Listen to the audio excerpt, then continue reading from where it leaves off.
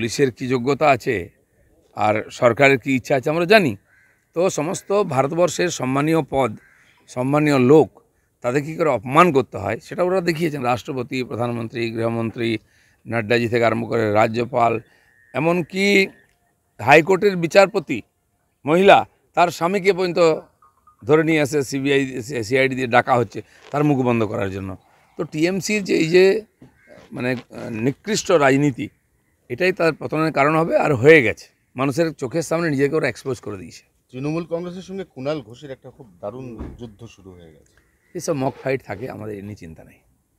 কিন্তু কুণাল ঘোষ সরাসরি বলছেন এটা ভুল, ওটা ভুল, নিয়োগ দুর্নীতিতে আগে ব্যবস্থা নেওয়া উচিত ছিল, সন্দেশখালিতে আগে স্টেপ নেওয়া উচিত ছিল। অন্নদাসদের কথার কোনো গুরুত্ব নাই। খাবো ওই বাড়িতে, থাকবো ওই বাড়িতে, লাথিও খাবো, মুখও খুলো, দুটো হতে পারে না। দম থাকলে বেরিয়ে এসে রাস্তায় বলুন আর লড়াই করুন। এরা লড়াই করেছে, সময় তার সঙ্গে থাকবে। দিলীপ ঘোষ লড়াই করেছে এই অপকীর্তির বিরুদ্ধে, তাই কেসও খেয়েছে, মারও খেয়েছে, আজ পাবলিক তার সঙ্গে আছে। জেল থেকে কোর্টে যাওয়ার পথে কালকে পার্থ চট্টোপাধ্যায় হঠাৎ করে কুণাল ঘোষের বিরুদ্ধে এক গাদা ক্ষোভ উগড়ে দিয়েছে। তো ওদের পুরনো ঝগড়া, তো ওটা বাড়ির ঝগড়া, বাড়ির স্বামী স্ত্রীর ঝগড়া রাস্তায় নিয়ে যাওয়াটা কোনো ভদ্রলোক করে? আজকে তাই করছে ওরা। মুর্শিদাবাদে ভোট আসছে 7 তারিখ। মুর্শিদাবাদ এত সেন্সিটিভ যে বেনজিরভাবে মুর্শিদাবাদে সবথেকে বেশি কোম্পানি মোতায়েন আছে, এবং মুর্শিদাবাদের ভোট ওই দিন করা যাবে কি না হনুমান জয়ন্তীর পরিপ্রেক্ষিতে, সেটা একটা বড় প্রশ্ন। দেখুন, এইসব ভোট ইত্যাদি হাইকোর্ট বলেছে বা ইলেকশন কমিশনও বলছে, আমরা জানি পরিস্থিতি কী আছে। আমিও বহুবার গেছি বহু জায়গায়, ওখানে আইন শৃঙ্খলা বলে কিছু নেই। যেমন সবসময় চেষ্টা হয় পশ্চিমবঙ্গটাকে ভারত থেকে আলাদা করা, ঠিক আছে, মুর্শিদাবাদকে পশ্চিমবঙ্গ থেকে আলাদা করার চেষ্টা হয়, চেষ্টা হচ্ছেও।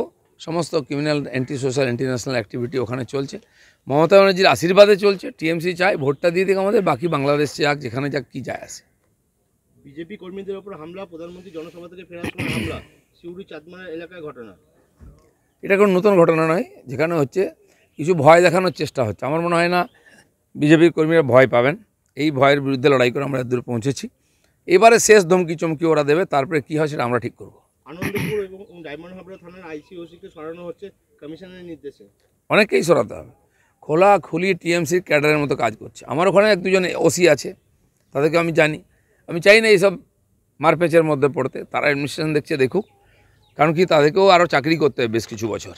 এরকম চিরদিন চলবে না। দিদির আঁচলের তলায় বসে রাজনীতি করবেন আর প্রশাসন চালাবেন। তারপরে তো রৌদ্রের মধ্যে আসতে হবে, তো খোলা মাঠে, তখন হিসাব আমরাও বুঝে নেবো কে কত। আর সব রেকর্ড করা আছে, যেমন ওদের নেতারা চমকাছে তাদেরও, আর যে তাঁবেদারি পুলিশের অফিসাররা করছে তাদেরও রেকর্ড আমাদের কাছে আছে। লক্ষ্মী ভাণ্ডার সরকারের মেরুদণ্ড, সরকার দাঁড়িয়ে আছে লক্ষ্মী ভাণ্ডারের ওপর। মমতা বন্দ্যোপাধ্যায় জিতলে গোটা ভারতবর্ষে লক্ষ্মী ভাণ্ডার চালু করবে। শিক্ষামন্ত্রী বাচ্চু বসু মন্তব্য নিয়ে বিতর্ক ছড়াচ্ছে। জয় বাংলা স্লোগান দিয়ে দেশের প্রধানমন্ত্রী হবেন, দেশের লোক স্বীকার করবে? পশ্চিমবঙ্গের লোকই স্বীকার করছে না।